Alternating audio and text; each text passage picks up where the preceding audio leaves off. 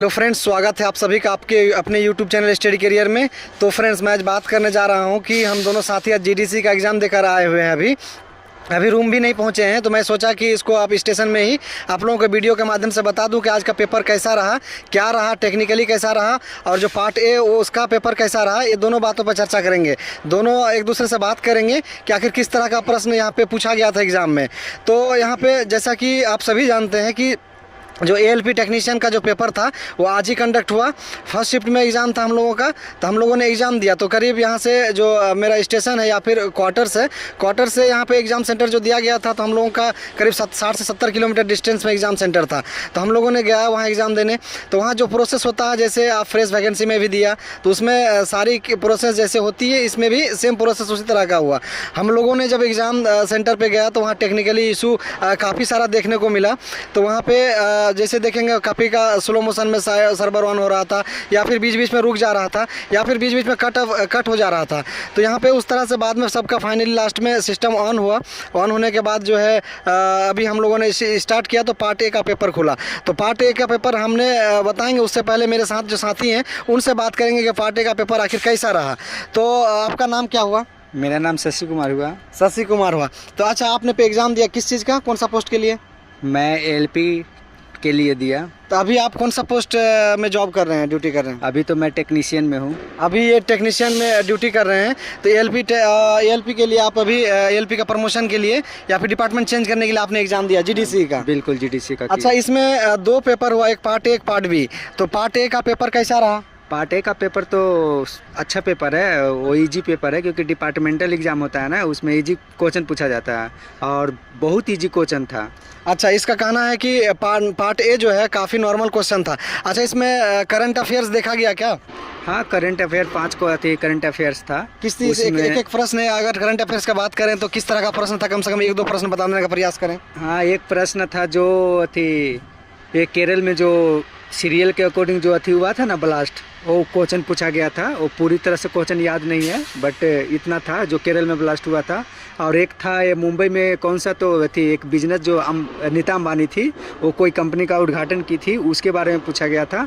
और एक क्वेश्चन था कि कोई था ऐसा, किसी मंत्री था, उसका दामाद का नाम पूछ रहा था, बस ऐसा था, पूरा याद नहीं है मुझे।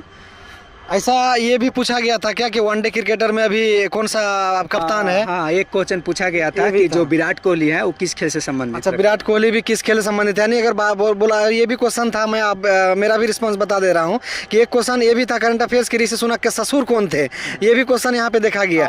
यानी करीब 5-6 प्रश्न जो है करंट अफेयर्स का था, काफ़ी आसान पूछा गया था। इसमें आपको बिल्कुल ही घबराने का नहीं है। अगर आपके आगामी आप ग्रुप डी से कोई अदर पोस्ट के लिए अगर आप डिपार्टमेंटल एग्जाम देने जा रहे हैं जीडीसी के लिए, तो आपको बिल्कुल निश्चिंत रहना, एकदम नॉर्मल सा क्वेश्चन वहाँ पे पूछा जा रहा है। और आप अगर अदर पोस्ट के लिए भी अगर आप एलिजिबल हैं, तो उसके लिए अगर आप जेई के लिए एग्जाम देने जाते हैं, तो जो नॉर्मल जीएस पेपर होता है काफ़ी इजी पूछे जाते हैं। अच्छा, इसमें अगर बात करेंगे मैथ का प्रश्न कैसा था? मैथ का प्रश्न तो बहुत ईजी था। मैथ और रीजनिंग बहुत ईजी क्वेश्चन था। सब एक लाइन का था, कैलकुलेशन ज़्यादा उसमें नहीं था।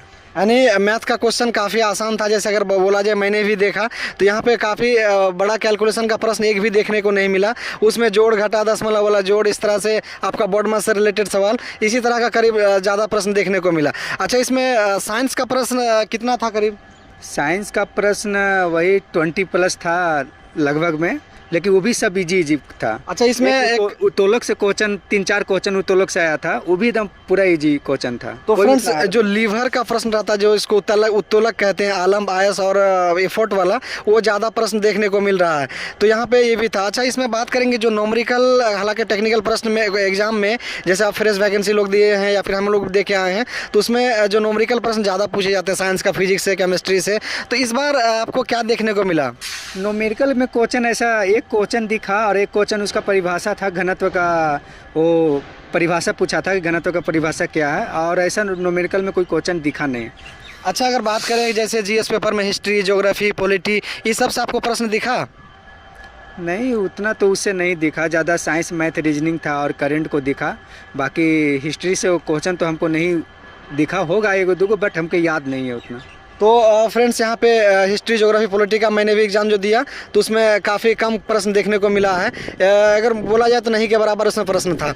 अच्छा ये चीज़ रह गया। अच्छा इसमें मैंने जो पार्ट ए का 100 प्रश्न का कोई एग्ज़ाम होता है तो उसमें ये रिव्यू रहा और इसमें इसके बाद जस्ट एक क्वेश्चन जैसे 1.5 घंटा कंप्लीट होता है एग्ज़ाम, उसके जस्ट बाद ही एक दूसरा पेपर स्टार्ट हो जाता है जो टेक्निकल है। अगर आप ITI किए हैं तो ITI से रिलेटेड या फिर आप और सा कोई अदर पोस्ट के लिए हैं तो अदर आपका जो है ओपन हो जाता है।